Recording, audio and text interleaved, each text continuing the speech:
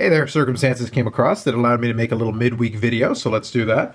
Long story short, I ended up picking up a couple of cards indirectly. I technically already had all these items, but, stop me if you've heard this story before. After I moved out of the parents' house years and years and years ago, I took pretty much all my cards with me, but there were a handful of boxes that were left over. And it became kind of a running joke at the house that I would get reminded from time to time, hey, are you going to go through the boxes and take them with you? And the thing is, I always intended to, but it was only really one box left with just a handful of items in it that had been sitting there for a while. And my parents have this bad habit of reminding me when I'm nowhere near it or when I'm not there. And then this time they finally remembered to remind me when I was actually there over for dinner. And then I said, yeah, no problem. I'll look at it, because they were going to be donating the rest of them over, but they wanted to give me a chance to have a peek at it. So I ended up going through the different things, and I did grab a couple of items. So I'll show you basically what I picked up that's going to basically go back in the collection. So first of all, this is actually a lid for 97, 98 Donruss Preferred. So these are the big tins. Basically, this was the box for 97, 98 Donruss Preferred. So you can see 24 count, National Hockey League, so 24 packs. And I'll show you in a second what that means. So you can see you got Modano there. And these are actually numbered. There we go. I'll put it right side up. See if I can focus that. So there you go. This is 121 of 499. So on the inside of the lid, they are numbered. They are numbered to 499. And then this is the actual quote-unquote pack. So this is basically what you would get inside of that bigger tin. Obviously same design. And you got the cards would be inside of that. And that's how you would pick those up. And they did have some variations. Predominantly the big one was the gold one, which this is an example of. I don't have the Modano in gold, but this is basically what the gold tin would look like. And these were numbered as well. So again, the same numbering system. There we go, I'm using the power of editing. So 57 of 499. So that's what the gold tins are numbered to. So just a couple of examples to give you. I did find a couple of vintage cards in amongst the little boxes that I had. So a couple of 53 tops, which is pretty cool. And some 54 Bowmans. I think I already have these in my set, but it doesn't hurt to have these back in the collection, so that's cool. Nothing too crazy there.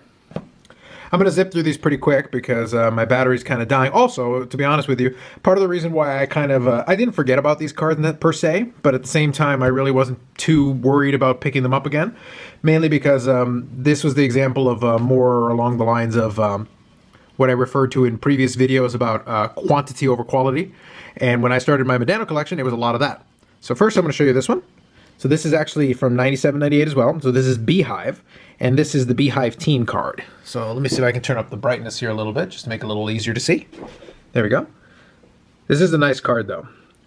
These are incredibly inconvenient to house because you basically need this gigantic top loader to make it work. So you had the Beehive team, and you also had a parallel for this one called Beehive Gold Team. But they are really beautiful cards, and if you like your shine, there you go. This top loader needs to be wiped down a little bit, but nonetheless, this was one of the ones that was inside the box, so I definitely wanted to bring it back into the collection, so that's cool. And the rest of the pickups that were inside of the box from years and years ago, pretty much all of this is from the year 2000 until about the mid-2000s, so 2005. A lot of basically jersey cards that I picked up during that time period, so I'll show these to you. So first of all, you got this one here. And like I said, I'll kind of zip through a bunch of these, but this is Crown Royale, and I put these in year order.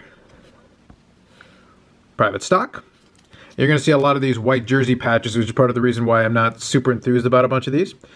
This one is actually the exclusive, so this is the parallel to the main SP Tools of the Trade. And the problem with doing kind of this quantity over quality thing is that you end up with a lot of these, jersey cards that still have some value technically, but a fraction of what they once had. But then the other big issue that you run into is you've got a bunch of these cards that are, definitely part of the collection. But at the same time, they're not really they're basically cards that are going to go inside of my box. And outside of this little showcase here are probably not going to see the light of day again for a while, because a lot of them really don't excite me that much. So this one was NHL Legends. Let's see if I can get the focus on there. There we go. NHL Legends, and a lot of, like I said, a lot of white swatches. Starting to organize my cards a little bit better, so I'm starting to put these in their rightful place here with the rest of the kind of the generic inserts in the box. So this was a dual, double-sided jersey card with Modano. So it's the Modano is technically on the back of the card. And then Darian Hatcher. And this was out of 1500, so you can see the Pacific, this is Vanguard, was making a lot of high-production jersey cards at that time. So I think after a while they started running out of jersey pieces, so we ended up getting a lot of white swatches. This one is the Atomic, so this is the patch version. So that you had a regular jersey card, and then you have this patch card. I'll probably put this in a different holder at some point, but this was numbered to 128, so this is the patch variation. And you can see even the patch here that I did. Again, this was quantity over quality, was getting another piece for the collection. This is probably not the most inspiring patch card in the available in this issue. But that's an Atomic. This is an SPX. Hockey Treasures. Dual jersey. This is another one of these kind of double-sided game worn. So this one had Pierre Turgeon on the back, nice two-color. And then Modano, just one color on the other side. And then this is the patch version. And again, the single-color patch strikes again. So this is numbered to 216. This is an incredibly inexpensive card. I think the patch version is like 12 bucks, which is ridiculous. It's actually kind of funny. So this is from Private Stock Titanium, 2002. And then the Turgeon at least has a decent patch on the back, so that's a little bit better.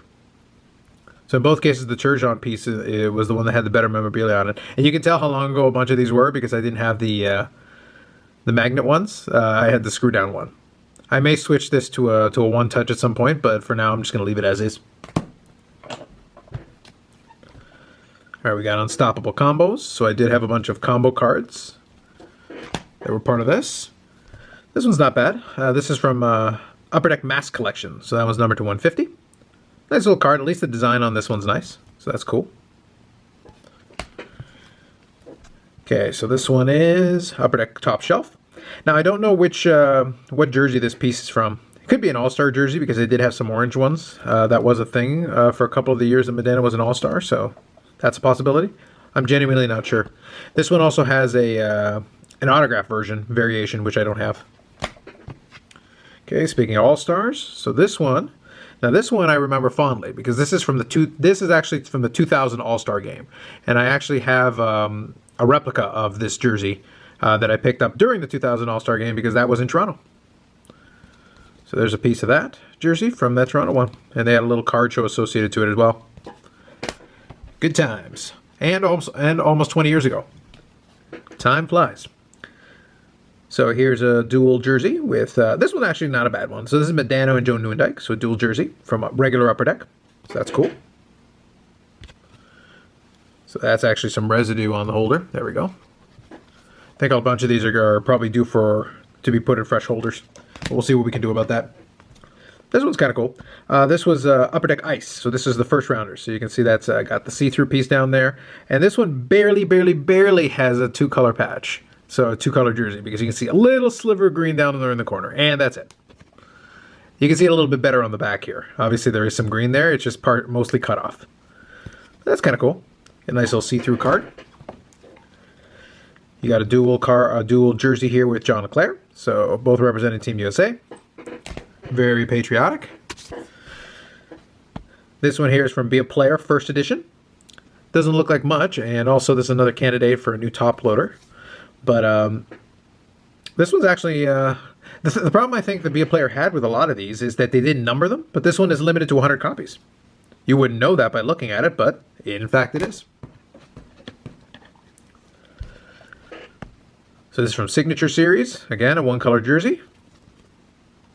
This one I think was limited to under 100 copies. 90 or 70, I don't remember. Okay, this one is Quest for the Cup. Just a regular jersey piece, small green swatch. Pacific did a lot of those. This was probably the best looking one from the lot, just because of the patch piece. That actually is a pretty decent little patch, numbered to 150. Card still has a little bit of value. I do like the design on this one. So this is from the Private Stock in 2003, so that's a game-worn patch. That's pretty cool. At least that was a three-color piece. I put a little more effort into picking up that one. Okay, so two of these. We got Super Premium. Regular jersey piece, numbered to $5.99. Nothing too crazy. And then we got the Super Premium Double. So this is with Modano and Bill Guerin when they were teammates in Dallas. So this one's numbered to $2.99. Two white piece of jerseys. Okay. You can tell a lot of these basically came from when I bought them on eBay probably 15 years ago and have stayed in the same top loader since. Fabric of Champions, some Stadium Club, Mike Modano. Another white jersey piece. Okay, so we got the first round fabric. Now, I think I have the autograph version of this. I got to go take a look in my box again, but so this is the base version. Green swatch. Nothing crazy there.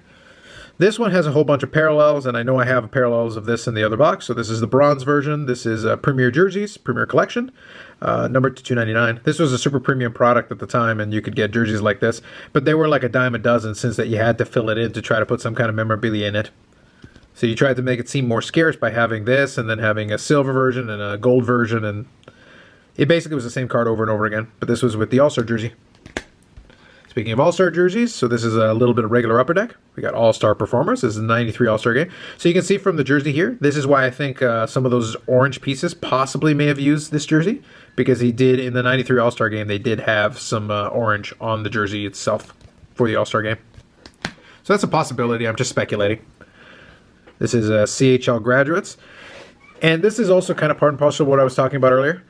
The thing is, I kind of went after going a bunch of these because they were all from the same year, but Upper Deck kept putting in a bunch of jersey cards all over in different themes and all that, but it was part of the same Upper Deck year. So the problem is, when you've got all these jersey cards that you're chasing after in the same series, they all kind of blend together after a while. It's not exactly inspiring, you know, when you look at it later on in collecting. These are basically not the cards that I'm going to go back to. There are definitely a lot of shinier and more interesting cards, especially from the 90s, that I definitely think back more fondly on than a lot of these generic jerseys from the early 2000s. So this is Difference Makers, again, part of the Upper Deck series. Commemorating his 400th goal. Fan favorites. White jersey piece. Focus really is struggling today. There we go, that's better. Letters of note.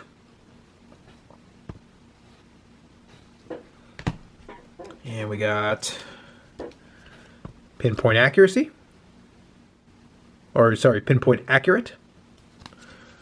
When you're doing an entire jersey set based on a player's shooting percentage, that's when you know you're really reaching. So this one is reaching 50. I think all the players in this set were players that got 50 goals in their in a season once, at least once. Like I said, we're really reaching, and pretty much all these ones I'm showing you had gold versions that were numbered to lower. So this is a Specialists. This one is at least a 2-color, and it's a pretty clear 2-color. You got the black and the green, so that's actually pretty nice. Again, pretty generic after a while. It's more Upper Deck, more jersey cards, right around the same time period, early 2000s. This one at least took kind of a Roman theme, I think, if memory serves me. This was Upper Deck Classic Portraits. I do remember that in this series you had like a big box, and you could actually have a player bust, which was actually kind of cool. I never got my hands on one of those. That would be something maybe worth pursuing if I can get my hands on it. I can't imagine what the shipping would be on that, though. Probably be pretty exorbitant. Okay, on a roll. So this is grade A, on a roll. Once you're going into school themes, then I think you're really reaching. But Upper Deck kept going. So now we got a black diamond. This one had a bunch of parallels of different colors. So this is kind of the regular, kind of the gray version. You got a red version, a green version, and I want to say a black version, but I don't recall. This is a Pacific Luxury Suite. So this is a Modano and Turco. So this one's numbered to 650, and there's also a patch version and I think a stick version of the players, which were numbered to much lower numbers. A lot of these series that had a game used per pack kind of thing. Okay, so this one is the Authentic Game Used. This is from Prism. And this one is numbered to 935, extremely limited. A lot of pretty high numbered jersey cards at that time. This one again is kind of deceptive. This is from Parkhurst. Original 6 shooters. So they had the players' kind of statistics against the original 6 teams. So Modano had 24 points at that time against the Boston Bruins. These were actually limited to 100. Again, you wouldn't know about it because it doesn't say anywhere. But these were limited to 100. At least they're pretty clean design at the very least. Okay. This one is a Parkhurst Rookie. So this is a regular jersey card. I think these were limited to 70. Again, no numbering. I don't need numbering on every card, but it does kind of defeat the point of a supposedly limited product if you wouldn't know it other than having to look it up or memorizing it from back then. So again, this kind of goes into my theme that I was saying earlier about quantity over quality. This is actually a pretty nice card. It is limited to 25. This is Clear Cut Winners, the patch version. But as you can see, you've got a not super inspiring patch piece. I did save a little bit of money because of that, but now I'm kind of, I won't say stuck because that's not the appropriate word. It is part of the collection. But at the same time, it's like, if I was going to choose a patch piece, I'd probably have to go and maybe try to upgrade it. And at the same time, I don't know if I'd go through the trouble of trying to find another one of these just to have a different patch in the collection. You do have a little bit of the thread there, I guess. So that is something. But that is a limited piece. Only 25 of those.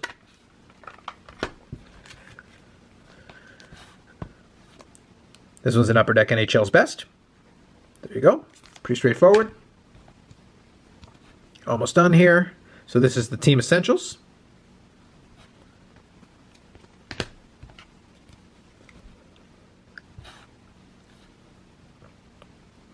There's your Black Diamond. So this is a Black Diamond jersey card. I think they had a couple of variations of this as well in different colors. I think some of the more limited ones were numbered, but this is just the basic version of it. Nothing too crazy here.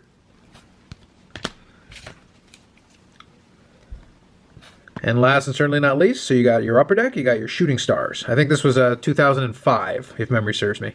Again, pretty plain jersey piece, another green one. But at least I had the nice dark forest green, so I do appreciate that. It's got a little bit of color at the very least. And that'll do it. I'll finish off with this Beehive card here, so you can see at least a little bit of the shine. Like I said, a lot of this was just kind of going back and, you know, picking up, grabbing some of the cards that were originally part of the collection.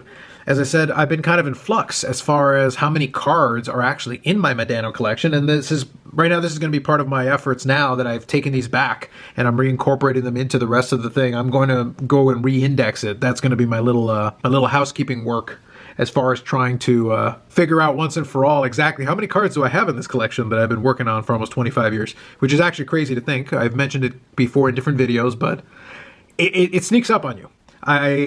I remember starting to collect Modanos in the mid-90s, and now we're approaching the year 2020, and I'm still collecting them. And to be honest, I've kind of gotten my, I won't say second wind because that's not appropriate, probably 457th wind. I've been able to kind of find and pick up a couple of 90s inserts that really kind of piqued my interest, and it renewed some of my enthusiasm for a lot of these classics. Because 97, 98, where this comes from, is still my favorite year, far and away, for hockey cards. But 98 and 99 is not far behind. So those late 90s period, I feel like, was a golden era for a lot of these sets, where they came up with a couple of interesting ideas. Even if they weren't all good, at least they were interesting. So I'll share that with you as some of these start to come in, and I'll kind of work on these. But I think you're going to see a lot less, because I don't know if you've noticed in a lot of the mail days, I really don't showcase a lot of these. You're not going to see too many jerseys and stuff like this, because my days of buying a lot of these things are done. I'm looking for stuff that's at least a little more interesting, if not more limited. It just depends. So we're not going to be going for quantity here, but these still belong as part of the collection because it was part of the time when I did have that approach. So that's it for me today. If you have any questions or want to know anything about any of the cards that I've showcased today, feel free to ask away, and I'd be happy to answer that in the comments. Thanks as always for watching, and we'll catch you in the next one.